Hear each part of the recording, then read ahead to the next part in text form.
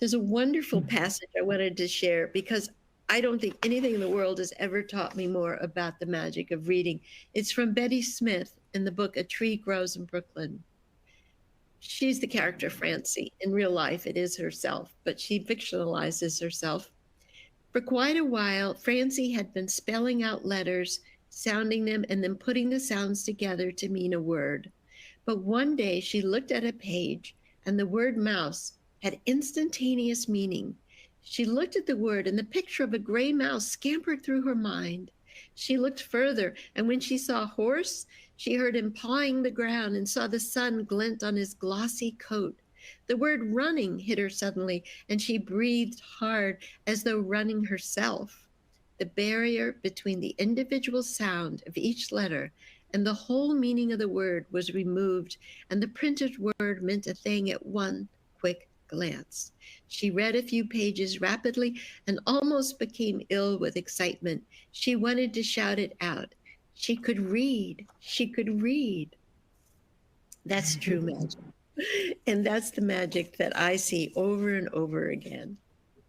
So I don't want to sound so proud of my mission because what I receive back from kids way outweighs what I give them. For me, there's no greater joy than having an audience of 6 to 10-year-olds.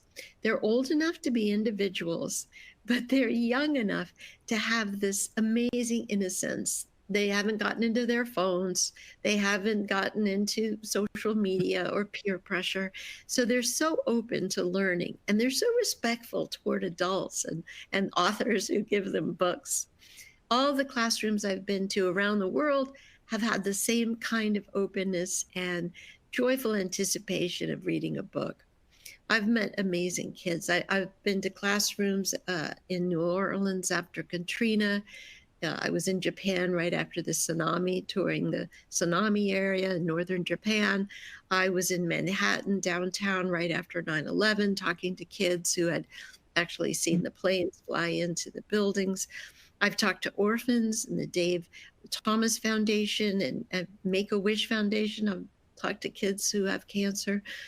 I've been over the years really had wonderful encounters with kids with special needs, deafness even. I went to a deaf school and the kids were so wonderful and warm.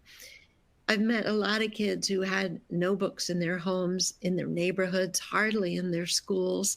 I've been to lots of schools with no libraries.